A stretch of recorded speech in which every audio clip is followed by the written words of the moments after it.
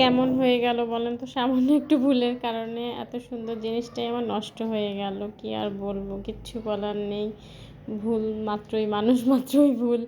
এই তো দেখেন আমি গুড় নিয়েছি, খেজুরের গুড়, সাথে হচ্ছে যে এই তো বাদাম বানাচ্ছি। বাদামটাকে ভালোভাবে দিয়ে দিচ্ছি।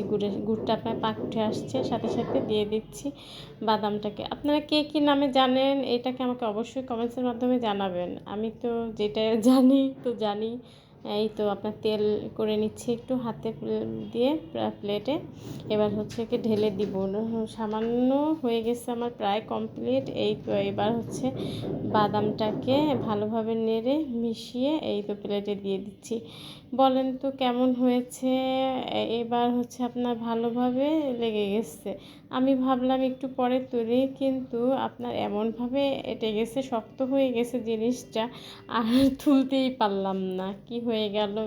যাক, ভুল মাত্রই মানুষ মাত্রই ভুল হয়ে গেছে, যেটা একটা অ্যাক্সিডেন্ট। অবশ্যই অসম্ভব মজা হয়েছে। আপনারা কিন্তু অবশ্যই বাসায় ট্রাই করতে পারেন। আমার কাছে তো অনেক ভালো লেগেছে। আমার বাচ্চারাও খেয়ে অনেক মজা পেয়েছে। আমি ফার্স্ট টাইম করেছি। অবশ্যই আপনারা করতে পারেন বাসায় যদি আপনাদের ভালো লেগে থাকে।